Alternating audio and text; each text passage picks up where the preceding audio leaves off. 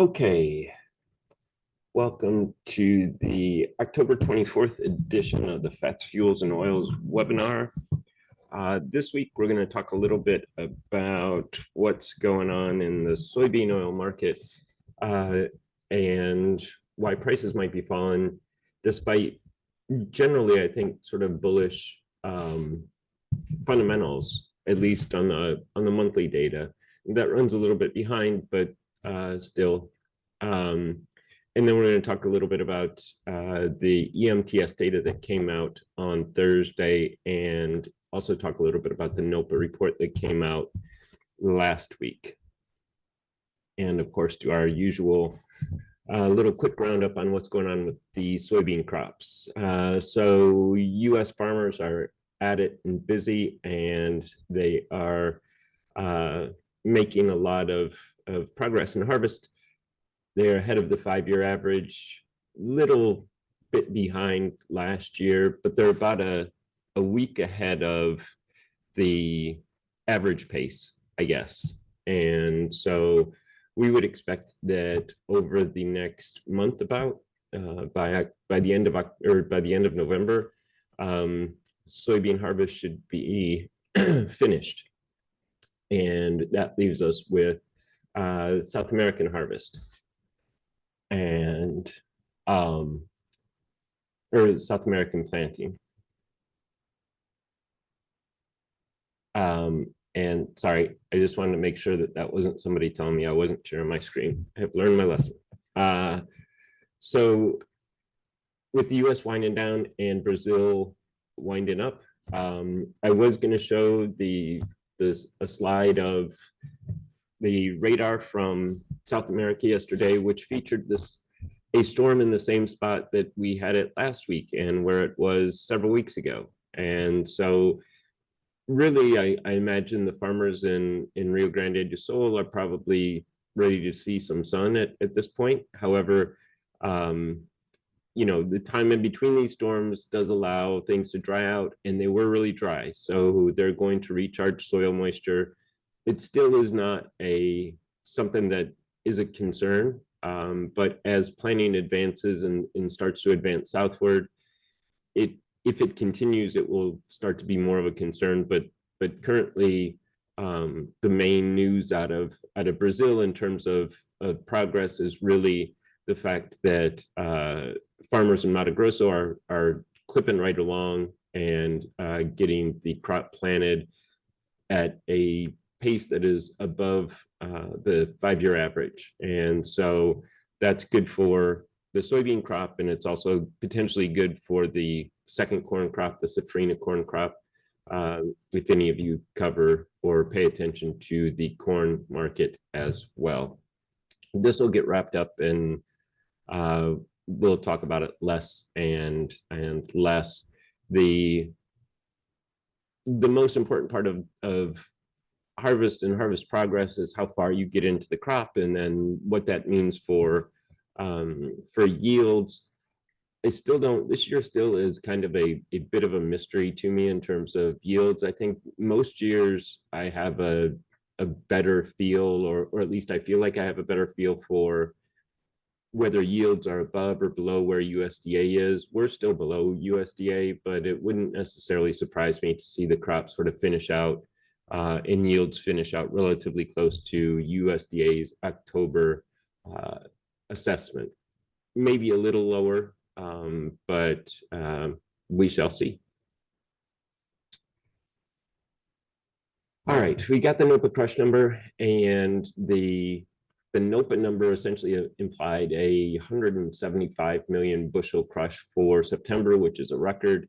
However, it was a little bit below where we were for our prediction of September crush. Now, the way that we do crush in September is an odd month, because it's the last month of the products marketing year, but it's the first month of the oilseeds marketing year. So it's the first month of the soybean marketing year, but the last month of the marketing year for oil and meal.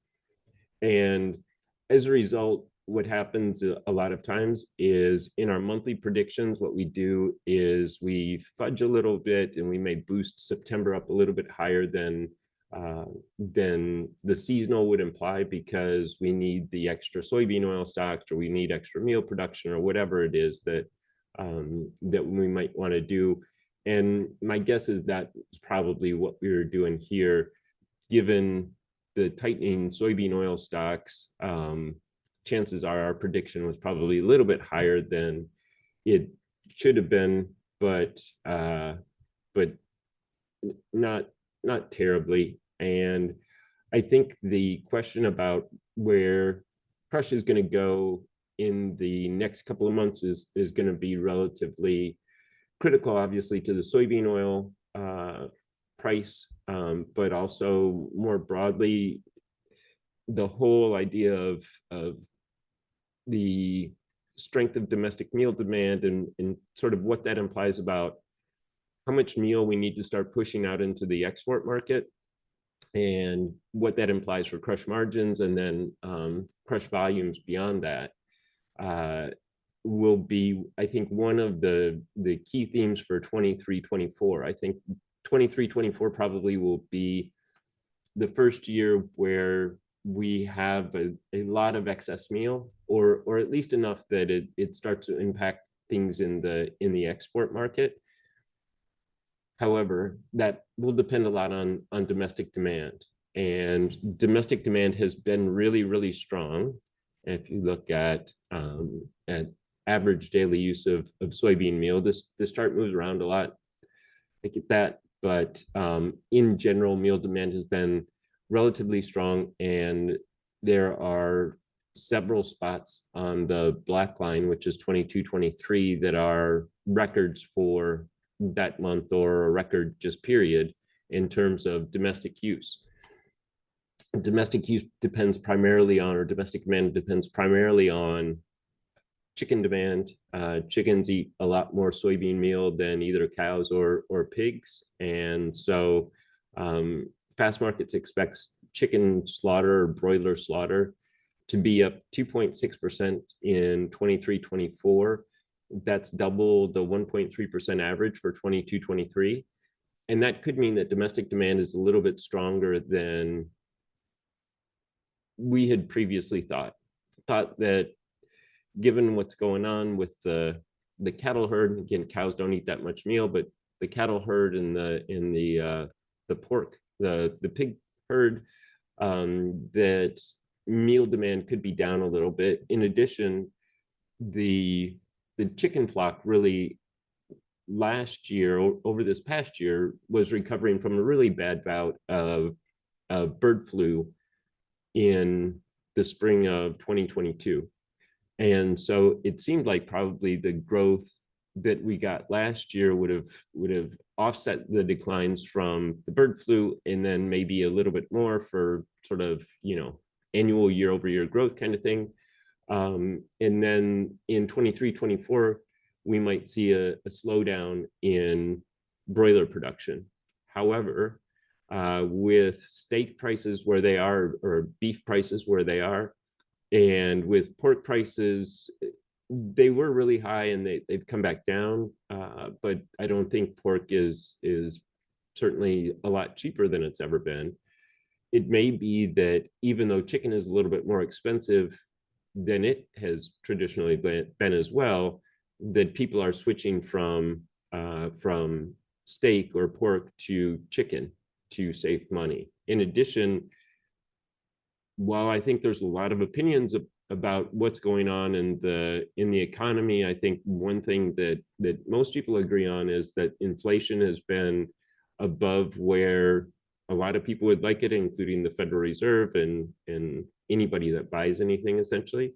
And so to the extent that inflation has eaten into budgets, it may also be that people eat out a little bit less. And if you eat out, you're just a little bit more likely to order steak or pork maybe than chicken than you are at home. I eat a lot more chicken at home.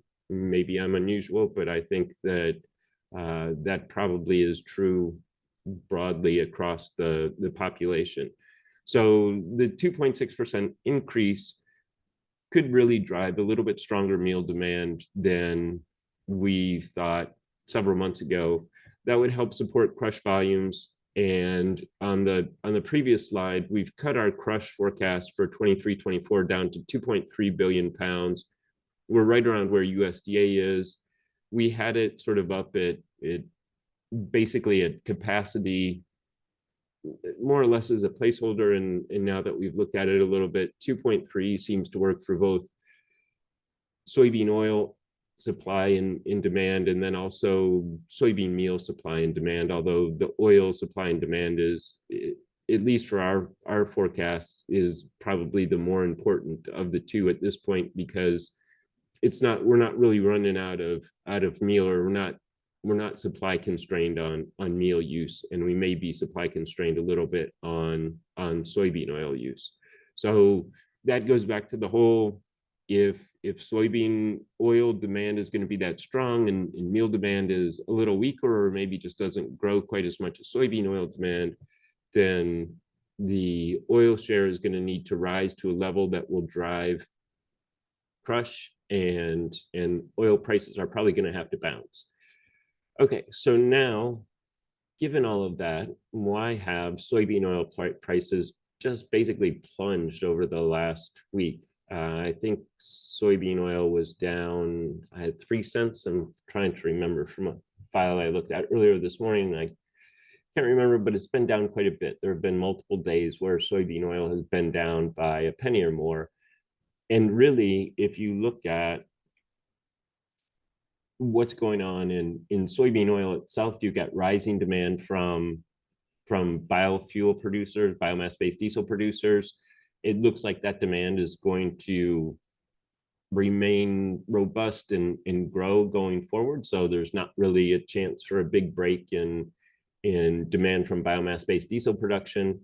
And non-biofuel demand seems to be as strong as it can be. Now, again, there's a little bit of the non-biofuel number is a residual number, and so while we talk about it like it reflects demand, and it does, if you look at it in sort of like, if you take a quarterly average or something like that, that's probably a pretty good indicator. On a month-to-month basis, it's a little volatile, and because it's the residual number out of the soybean oil balance sheet, it may not entirely reflect demand. But either way, it looks like, to the extent that that may have slowed over the last couple of months, and honestly, the NOPA data suggests that non-biofuel demand might have fallen below 1 billion pounds for the first time in, maybe it did it one other time in 22, 23, but it's at this point, it's not very common that we see non-biofuel demand below 1 billion pounds. And so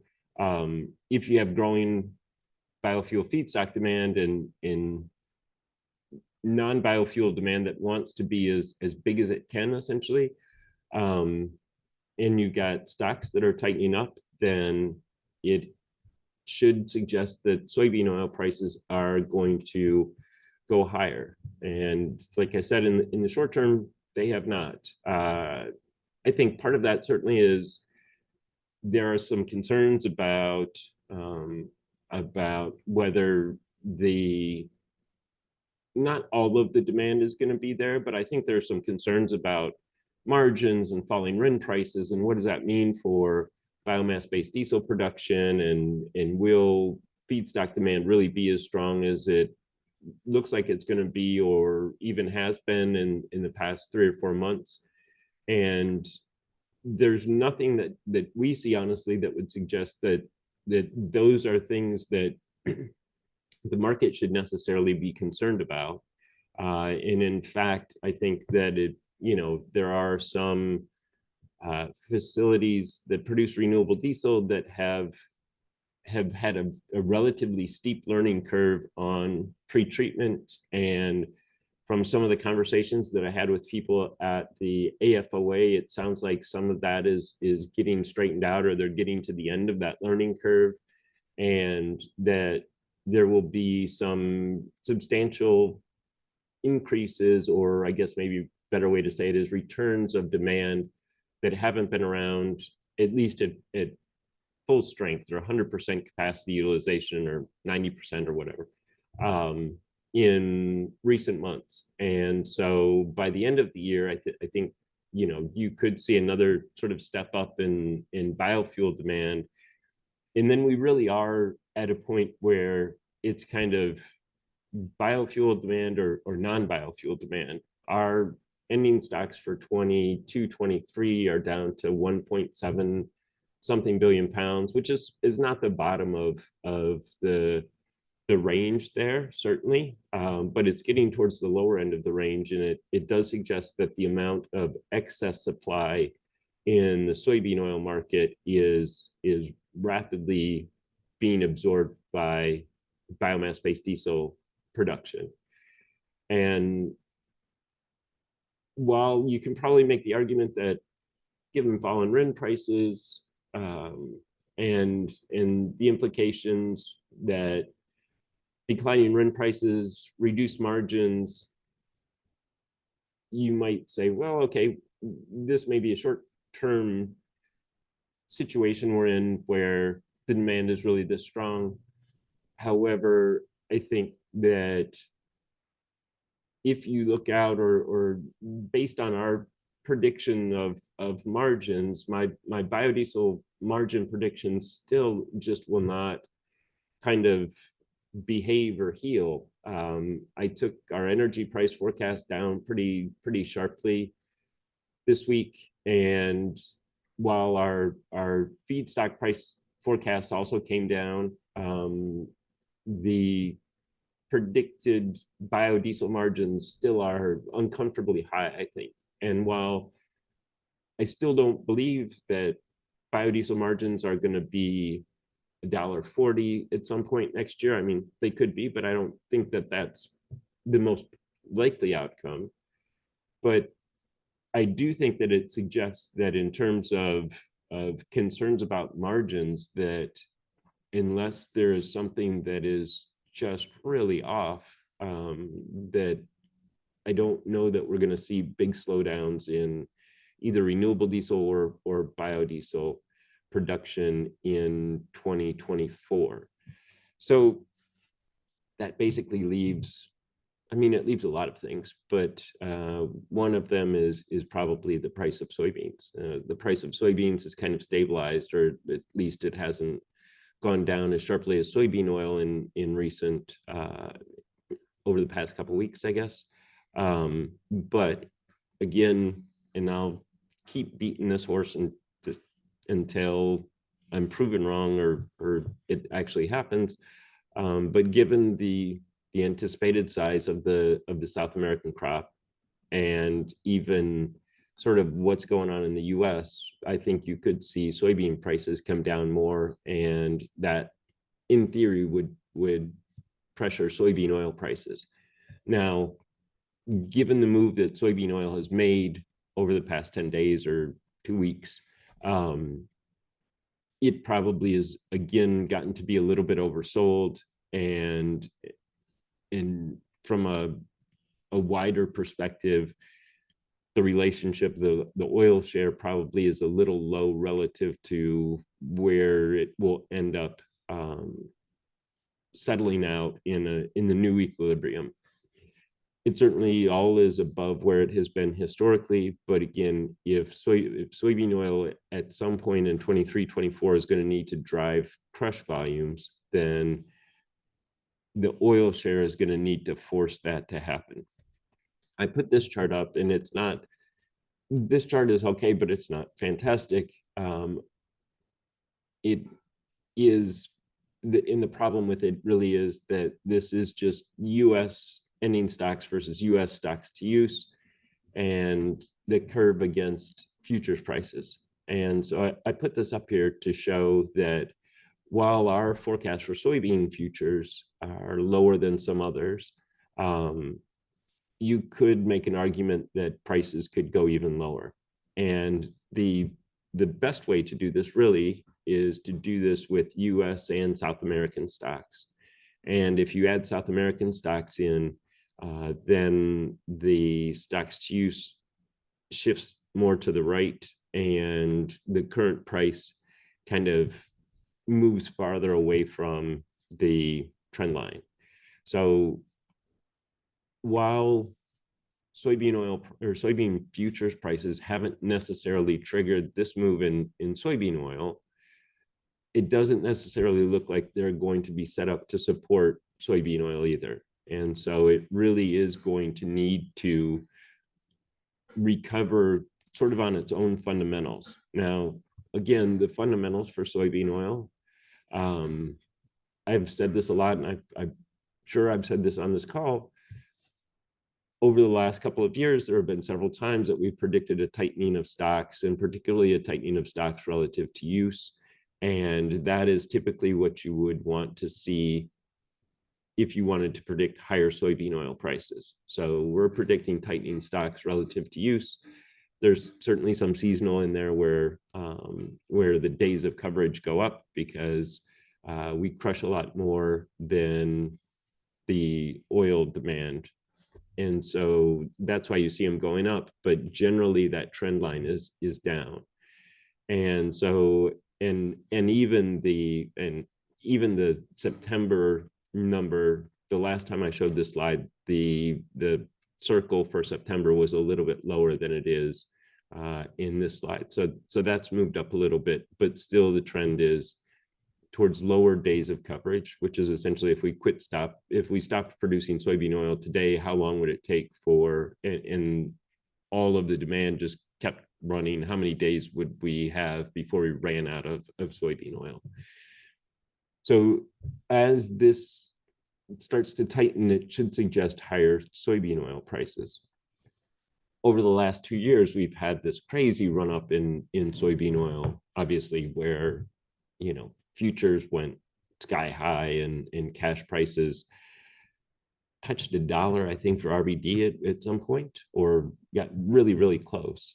And so now that they've come back down, we're getting closer to whatever the long-term equilibrium is going to be. And the fact that the fundamentals are sort of starting to suggest that prices should move higher, and then prices have just sort of flown lower, suggests that the market is kind of settling back into its longer run equilibrium. And while we think that that's probably somewhere between 50 and 55 cents, it's hard to know until you really get there. And the main reason it's hard to know until you really get there is because of moves like this, where I'm sure you can find some news stories, or somebody's announced a partnership or announced that they're not going to go forward with the partnership, or there's been a delay in construction, or one of the ABCDs announces a new crush plant, which happened this week. Those things can all be bearish and could all trigger some kind of selling. This move has been relentless, and it doesn't suggest to me that this is just sort of there was this anecdotal report that said X, and because of that, soybean oil prices are falling. It does feel much more like the market is just trying to get back to where it belongs, and a big part of that really is the speculative activity in any market. So whenever there's a big news story, and that news story is about a big change in demand or supply or whatever, it'll attract a lot of speculative attention because the prices are probably not they're not at the equilibrium or within the normal variance of the equilibrium. And so when that happens, you get prices going up to 90 cents, even though fundamentally not much has changed. And then you get prices coming down, even as the fundamentals start to improve and start to look more bullish. Soybean oil will probably bottom here at some point over the next month or two, and then it will start to stabilize or potentially even move a little bit lower, depending on where it is exactly and what's going on in South America. But I think that for end users, obviously paying 50 cents is much better than paying 90 cents, but I also think you probably will see a reduction in the volatility because the speculators, once the news story has come and prices have run way, way up and prices have run way, way down, and they get back to their equilibrium, then speculators aren't that interested anymore because it's harder to make money in markets that trade around an equilibrium. And so that's how you get a little bit less volatility. Now, the flip side of that coin is that because the fundamentals are more bullish, that any disruption in those fundamentals, once we get to that equilibrium level, there's much less room for error now than there was 2 or 3 years ago. And that will probably tighten up even more in the coming couple of years as renewable diesel demand grows and as whatever is going to happen with the biodiesel industry happens with the biodiesel industry, and demand remains really robust. So if we have a problem with next summer or this winter's their summer, next summer's South American crop, then I think volatility will return really, really quickly to soybean oil markets because of this tightening of essentially the stocks to use, the days of coverage is what they call it in energy markets, or orange juice is mostly where I learned this one. And so that will provide opportunities that speculators will take advantage of. Certainly, they're participate in every market and provide a lot of liquidity in the futures markets. But in terms of a long, sustained sort of multi-year run up for, double the price kind of move, unless there is something that dramatically changes the outlook going forward, that part that part of the build out of renewable diesel is done for the soybean oil market. And so I think that as part of that process, there is necessarily a time where soybean oil prices or whatever market, you saw the same thing happen basically in corn after ethanol, prices move lower, even though as an analyst, if you look at the fundamentals, they don't suggest that prices need to move lower. So if last year prices were at 75 cents and we had, 2 billion pounds of ending stocks, and this year we've got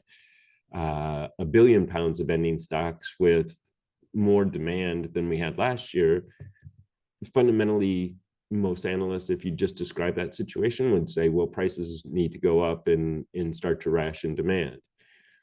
For soybean oil and corn, there is a bit of a, because of the mandates, there is some demand that is just built in and that almost can't get rationalized. Now, would never say that it absolutely couldn't, but because of the mandates, it would be difficult to imagine soybean oil prices rising to a level where the biomass-based diesel industry just didn't use it at all anymore. Or even if you have the IRA credit, which theoretically shouldn't pay out that much for soybean oil, that kind of thing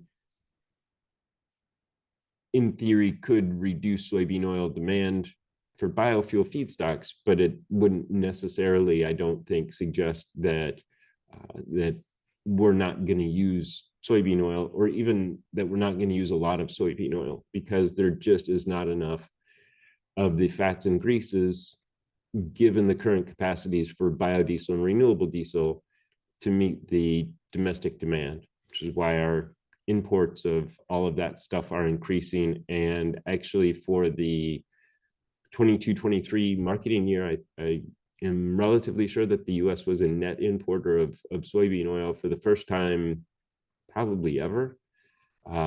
Certainly there have been a couple of months here and there where that's happened, but sustained over a full marketing year, that hasn't really happened. And it's not because we imported a lot of soybean oil, it's just mostly because soybean oil exports fell so much. Soybean oil exports are starting the season a little bit stronger, at least they had a week's worth of stronger export sales data. I don't know that we're going to get out of where we were last year. I think that's just where exports are going to be until either something happens to limit the demand from the biofuel industry, or soybean oil supply grows sufficiently that we can start to export again, which is a bit of what, again, happened sort of in corn. You saw exports kind of fall. There was a drought in there as well, but you saw exports fall to a level, and then as yields increased, then you started to see exports build back up. And that could happen in soybean oil. A lot of it will just depend, again, on the demand, on the domestic demand, of course. Okay, so the EMTS data and what's going on in the biomass-based diesel industry. In general, the EMTS data was not super far off from our expectations. However, we did end up actually cutting a bit of production from our last forecast, in part because the seasonal pattern, because production in December wasn't as high as it should have been, which is really what it's saying is that production has been a little stronger than expected, and so we ended up making some changes. And I apologize. Actually, we added to our forecast, which is why I'm fumbling over my words here. I put this together, and I put it together and went back and made some changes anyway. The main reason I wanted to show this slide is I wanted to talk about biodiesel and what's going on in biodiesel. And the next slide will tell you the changes that we made. So we got biodiesel production up this year. It's the first time, as you can see from the chart, in the last several years that domestic production is actually increased. But then we have it going down again next year and the year after that. And of course, there are a lot of expectations that biodiesel capacity is probably going to have to rationalize in some way to make room for the growth that we've seen in renewable diesel capacity, and prevent the overproduction of biomass-based diesel, and then the resulting impact on RINs that we're seeing, or that we have seen recently. And while that, again, all makes a lot of sense if you're looking at it on a spreadsheet, the reality seems to be a little bit different. And this is something that I've gone back and forth on quite a bit, from several years ago, predicting that biodiesel capacity would almost move contra to the growth in renewable diesel. So almost like a increase of a gallon in renewable diesel capacity leads to a decrease in biodiesel capacity. That certainly hasn't worked out. And not only that, we've seen some strange things that suggest that maybe biodiesel capacity is going to be much stickier than we thought. So the inversion of biodiesel prices and renewable diesel prices in the California market suggests that the demand is there. State level incentives also tend to be targeted at biodiesel.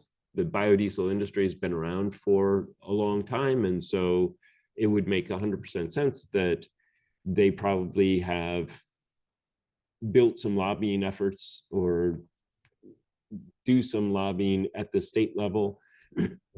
And so there's some support there.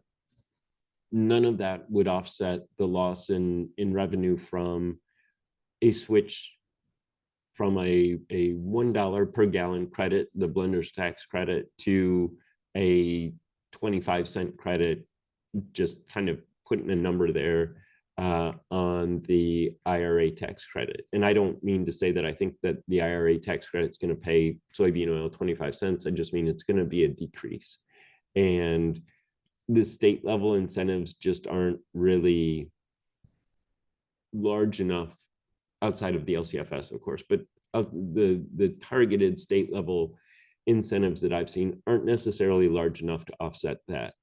So it does sort of suggest that biodiesel capacity will need to rationalize it at some point.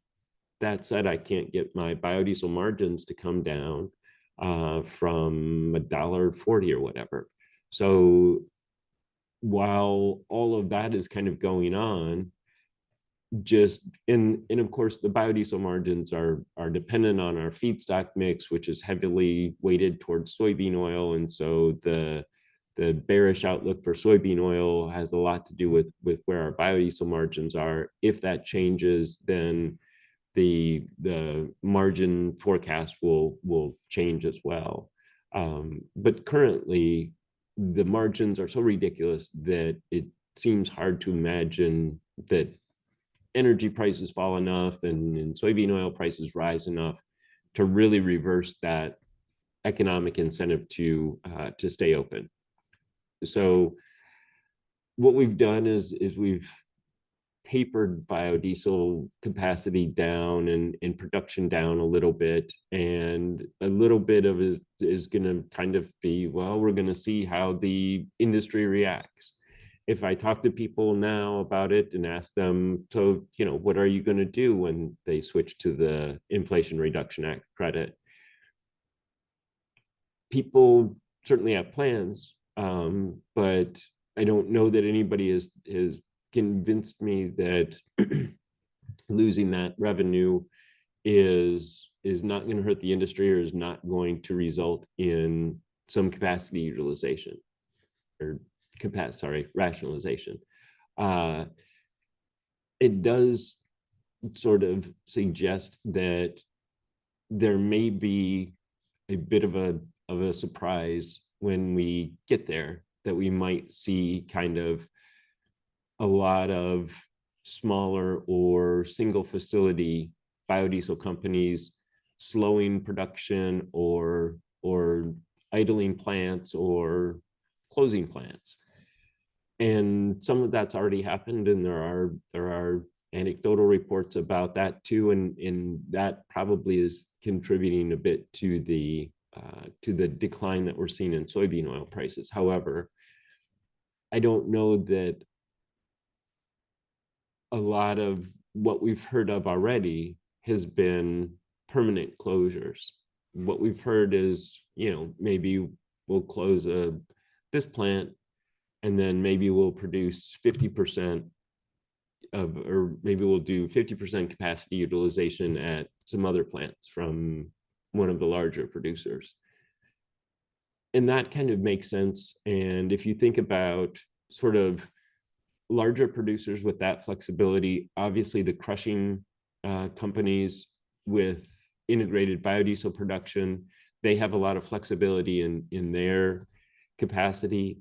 And so there may be a bit of a stealth reduction in capacity that doesn't necessarily show up in the EIA data, which we'll have to follow up with the EIA to understand exactly how they deal with plants that are idled but not closed in their capacity report. Because if it doesn't show up, if you idle it and it doesn't show up, it could be that what we see is just a real slowdown in capacity utilization in biodiesel, but that's not necessarily accompanied by a reduction in capacity, or at least a permanent reduction in capacity at the very least. Whether biodiesel volumes will be needed in the longer run is a bit of a question. I've heard some really strong arguments that suggest that you could easily have 2 billion gallons of biodiesel capacity based on sort of biodiesel finding some niche and not so niche markets. So the heating oil market in the Northeast, bunker fuel market, those are big markets. And if biodiesel kind of finds its home there, you could have biodiesel capacity not really decline that much at all. maybe just these kind of, we're going to run at 50% capacity for a little while, and then in the summer, if demand picks up, then we'll kick it up to 75%, that kind of thing. And that solution feels better to me than anything else that I've kind of heard, in part because I've never been able to really answer to my satisfaction the question of what do you do with a biodiesel plant after it closes down. Now, of course, you can sell the land and redevelop it. And so if you have a biodiesel plant in parts of California or Hawaii, that's probably a really good option. If you have a biodiesel plant in the middle of Michigan, where I'm from, there, I'm sure, are things that you could do with the land, but it probably would not be a huge gain unless you've owned the land for a really long time. Outside of that, though, I mean, if it's your company and you shut it down, then you're kind of done. If you're going to retire, it's okay, but if not, what are you going to do? You can convert it to renewable diesel. That doesn't solve the capacity issue at all. Or you can convert it to vegetable oil refining. There probably are some cases where that works out and is a really good option, and there probably are more cases where it's not necessarily a great option. There are some facilities that are doing that or have done that already, and we probably will see a bit more of that, but I don't know that it is going to be a business that is going to be as profitable as biodiesel has been at times over the past year. So I'm not trying to sort of keep feedstock demand artificially inflated by keeping biodiesel production higher than it might actually end up being, or higher than, I guess, if you just thought about it from an Econ 101 perspective, then that would suggest.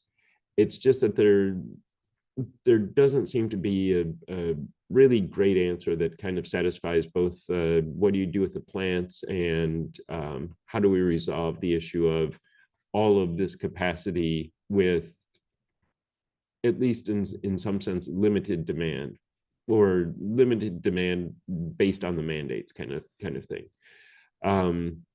If we're going to grow renewable diesel production by as much as we're predicting, there has to be, ultimately, I think something is going to have to give. And either it is going to have to be that biodiesel producers find niche markets that work really well for them, or I think if that doesn't happen, then I think you could find some, I think you would have more rationalization. And the final thing I'll say on this topic is that, at least this time, is that my thinking about sort of the order in which the biodiesel facilities would come under pressure and potentially rationalize capacity has changed a little bit. I think obviously the integrated producers have that flexibility and can almost turn on and off, and so they are the first sort of capacity that can decrease, but they are also generally probably not going to be capacity that goes away. There's probably always going to be a little bit of optionality there, and that's always a good thing. So I don't necessarily see them, unless refining margins really take off again, I don't necessarily see them closing those or completely converting them to just vegetable oil refineries. Large multi-facility companies, I think are probably going to be earlier in the process than I thought before. Now, it's easier to say that on this side of what the news has kind of said recently, so I can't pretend that was something that I saw, years and years ago, and it's finally coming true. Part of the reason that I've reshaped my thinking around this is because of that. That was reality, and it seems a little odd, but I can understand that given what we've seen with interest rates, if you have any kind of financing larger companies should be able to access more, or should be more liquid, but I don't know that in this case that necessarily is something that will prevent them from doing what they've already done, of course. And then after that, I think probably large single facility companies are going to be the most likely to hang on and find those niche markets. However, I do think small single facility companies, if they are either in the right location or they have some kind of advantage on feedstocks, I think those are going to be some of the hardest to get out of the business. In part because, in theory, if you have a small facility and it's 20 years old, you shouldn't really have any debt on it, and it should just be operating. And as long as it becomes almost like the integrated producers, where as long as there's a margin, you can produce. And because you're small, maybe slowing down is a little bit easier.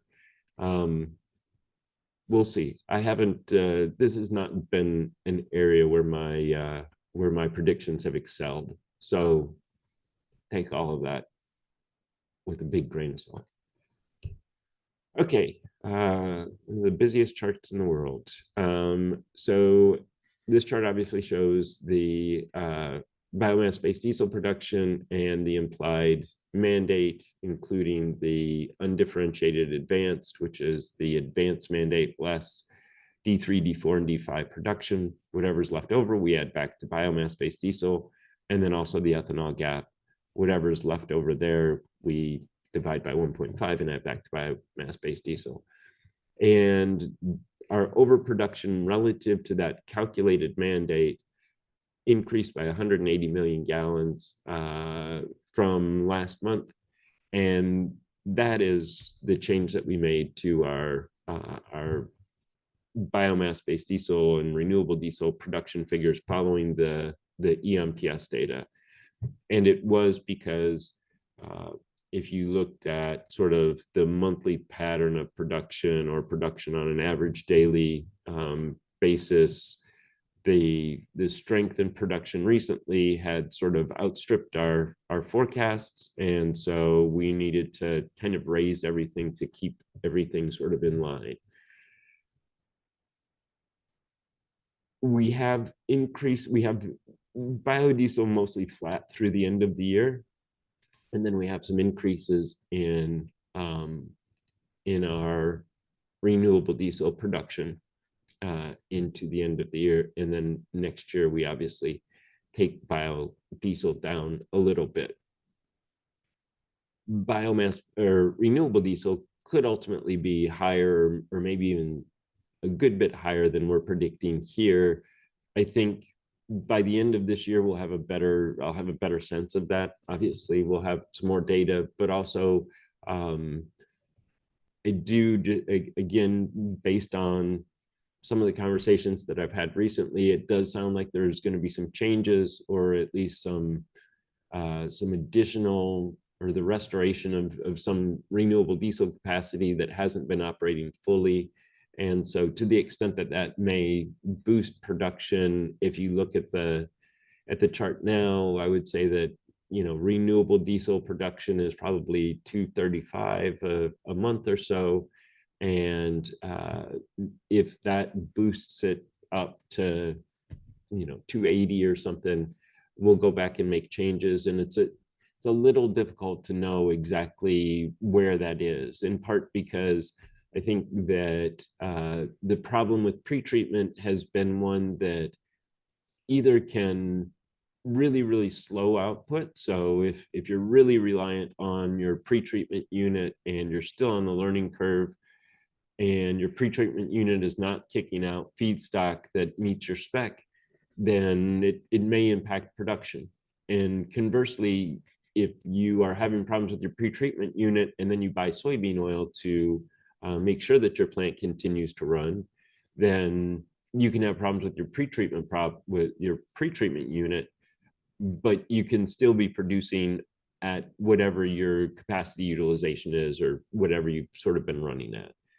And that's kind of the question that I think will be answered here over the next couple of months. So it's a little difficult to know exactly what that jump is going to be. But right now we're kind of assuming that it's the latter, that people that have problems with pretreatment buy feedstock that is already refined or already meets their spec and continue to run their plant, maybe not quite as, maybe they're not using it as much as they would have otherwise. So maybe there's a little reduction there, but not a significant reduction.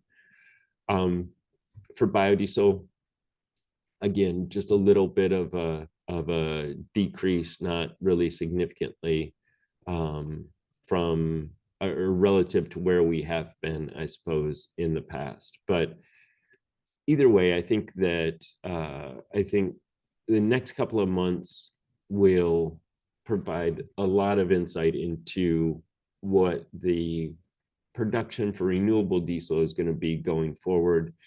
And then by the time we get to this point next year, what I'll be saying is the next couple of months will tell us a lot about what's going to happen in the biodiesel industry. One of the things that I think could potentially provide support for both are the changes that the LCFS, that CARB is considering to make to the LCFS to help support prices. I talked to Bob Lane a little bit about it this week, and Bob thinks, and Bob knows a lot about the LCFS. So if you ever have any questions about the LCFS program, I encourage you to reach out to Bob. Many of you know him better than I do, but if you don't and you need an introduction, I'm happy to help with that. But Bob kind of felt like CARB has a target price in mind for the credits, of course, and that's probably not where the credits have been trading recently. And so the changes that they're going to make to the program in 2024 could really boost the credit price significantly. And we changed our LCFS forecast a bit this week to start to kind of reflect that a little bit. We've gotten much more aggressive about the increase in our credit price forecast starting in 2024. Whether that'll happen or not, we'll see. But I think Bob is right. And I don't think that this is any particularly brilliant insight.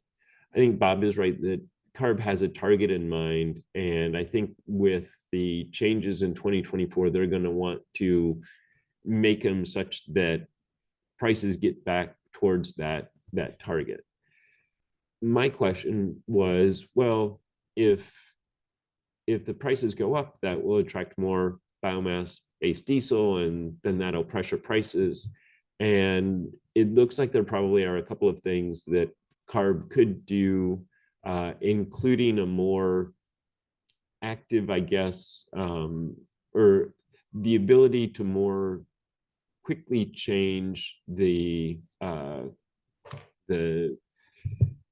carbon decrease. If you've seen the chart on the CARB website, it's the one where the line just kind of goes down and there's another line that's sort of tracing it. And then what the chart is showing is the amount of carbon that they want to cut out of the fuel supply or the energy supply.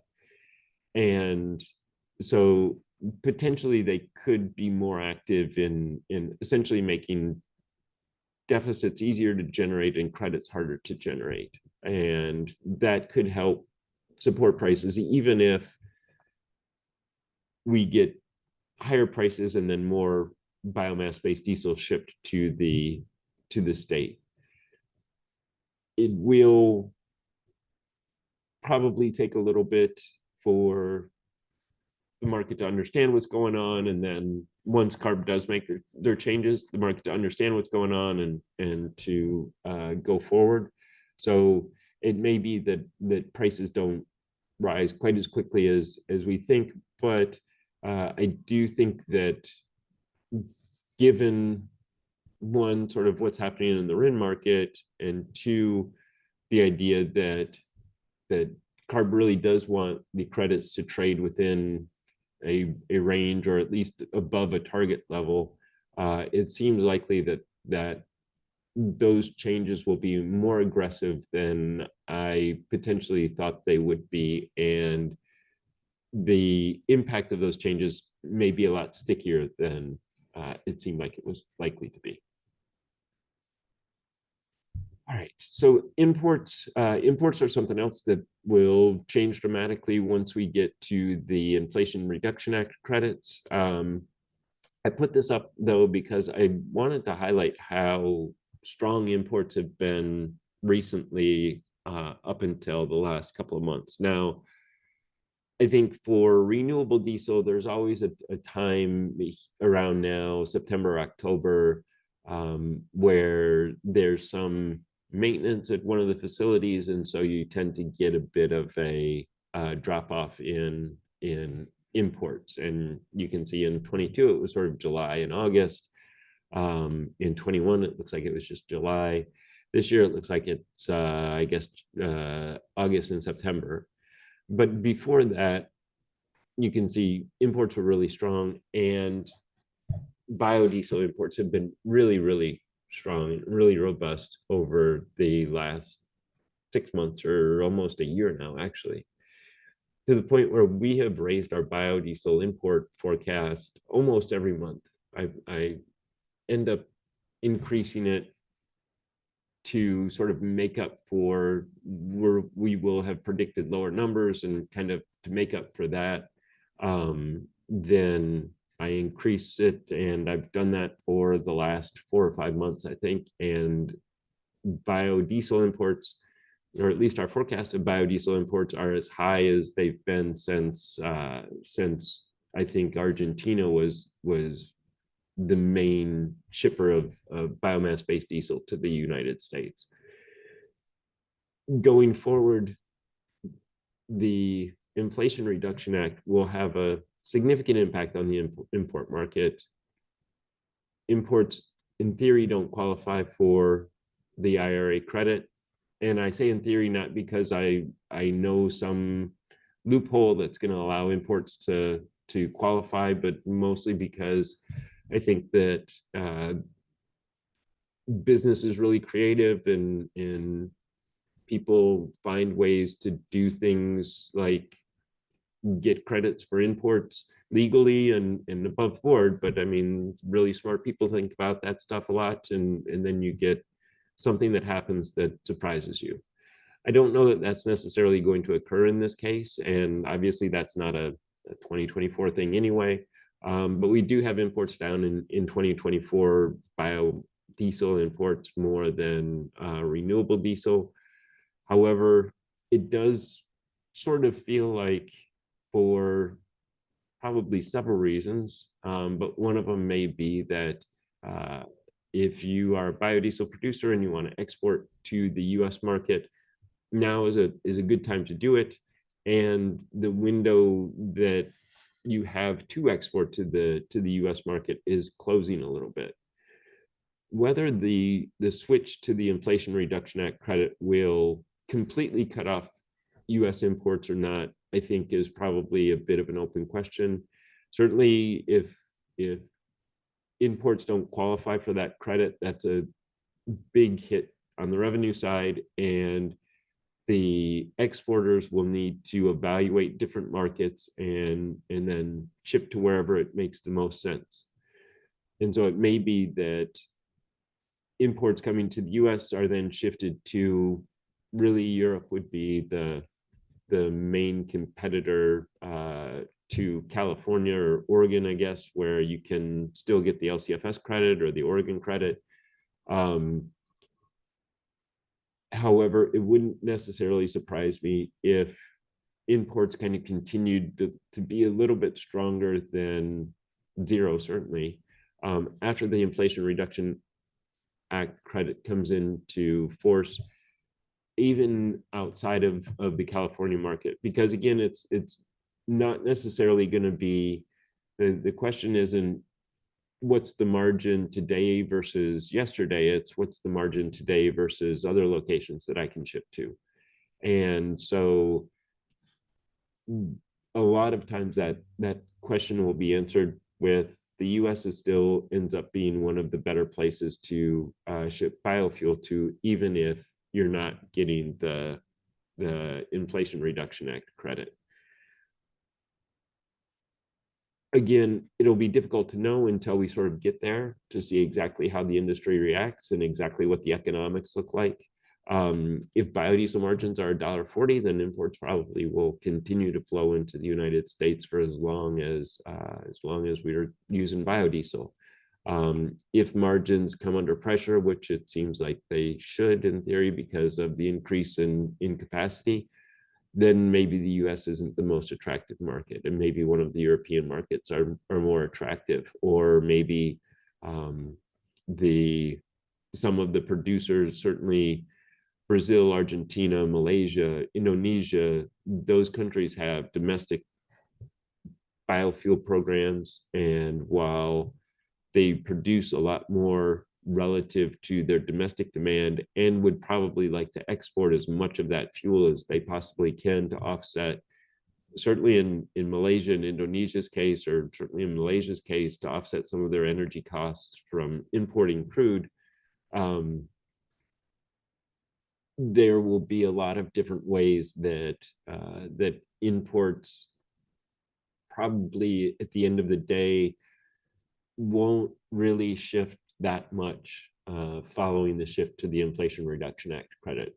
Again, the economics will change. I'm not trying to say that they won't, but it's relative to other countries, and unless the European profitability is that much higher, or is higher, I guess, then you probably would still continue to ship to the US. Okay, a little short this week. And so I hope that that is better than long. We've got one question. Is soy meal a sideshow right now, or driving soy oil inversely? That's a really good question, because excuse me, if you look at the commitment of trader data, you can see that the funds have been massively short oil share for a relatively long period of time. And I would suggest that that has a lot to do with why we've seen some pressure in soybean oil. And I think that it's from a fundamental perspective, I think it's probably easier to kind of, or it has been easier to look at the soybean meal market and say, okay, there's a lot of strong demand there, setting records, and soybean oil there's a lot of strong demand and there's demand growth.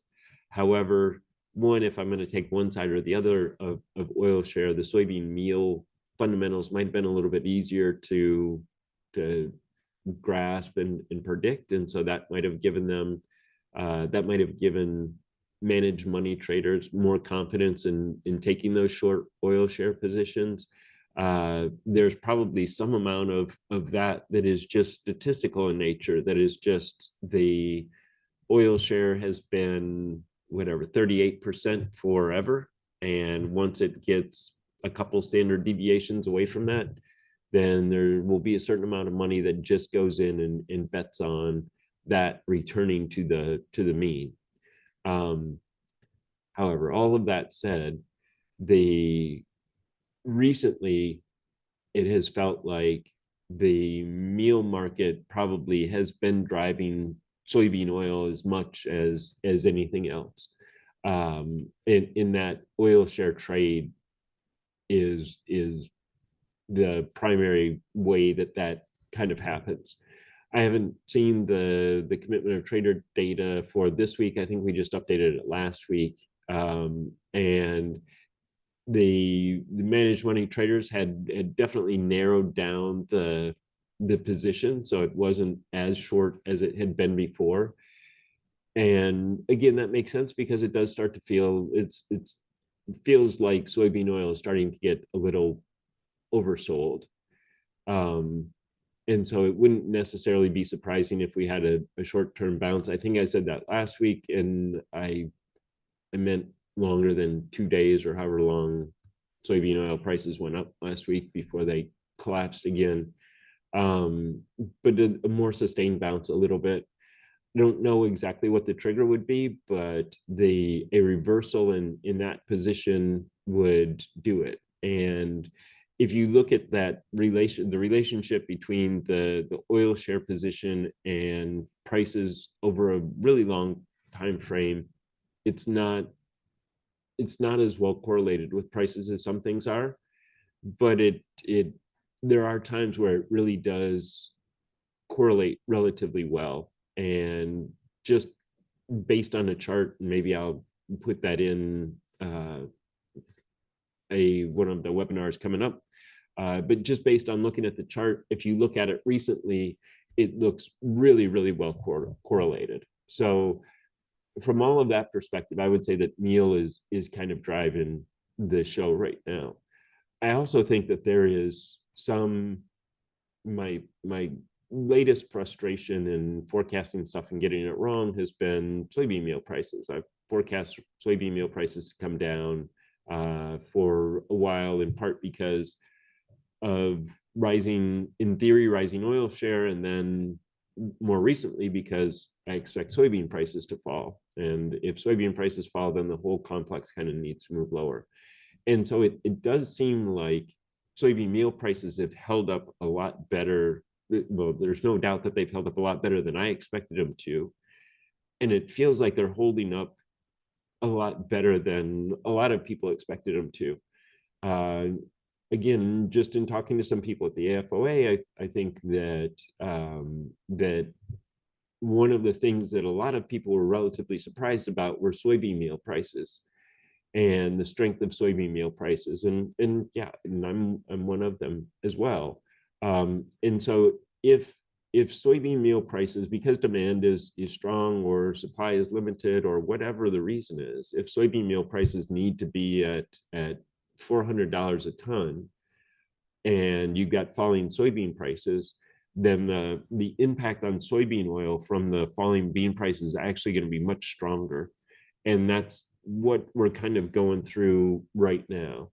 Now, I don't, again, I'm not 100% sure that the animal numbers back up the idea that soybean meal needs to stay at $400 a ton, but that's where it is. So I would tend to think that our estimates or our predictions for the animal numbers, the slaughter numbers are probably light relative to what we may actually realize just based on the strength of soybean meal prices, because they haven't followed soybeans or down, and the result has been a lot of pressure on soybean oil prices.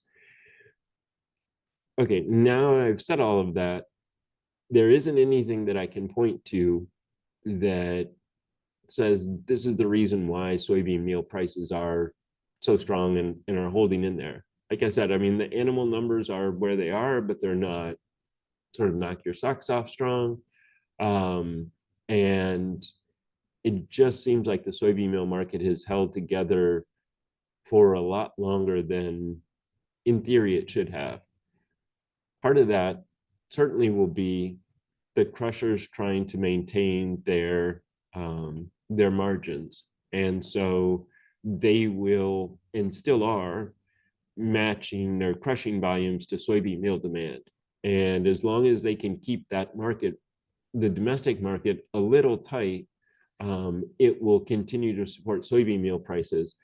Once that market goes, it's probably going to go for a really long time, because again, what's going to happen at some point is we are going to need to crush for oil, and then we're going to overproduce soybean meal, and then that's going to have to go out into the export market, and it's going to get priced where it's going to get priced, and that's going to have a really significant impact on crushers' margins.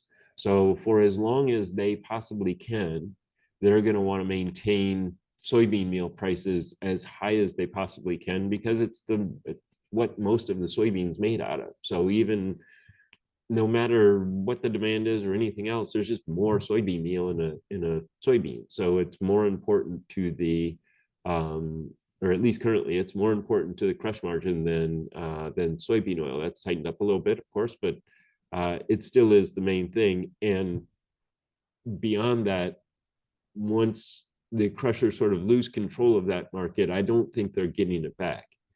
So I think, sure, they know it better than I do. I think that they probably are trying to defend those prices, and I think that that probably has pushed soybean oil down maybe a little bit more than soybean oil would have gone down otherwise. And at some point, this will reverse a little bit, and you'll get soybean oil either not going down as much as soybeans are coming down and soybean meal is coming down, or soybean oil prices will go up at a time when it doesn't necessarily look like they should. But it's a very long way of saying, yeah, I do think that the meal is really driving the show right now. All right, with that, thank you, everybody, for attending this week. I hope everybody has a fantastic weekend. Next weekend will be Halloween, or next week will be Halloween. So I hope to see you all on Tuesday. Have a great week, everybody. Bye-bye.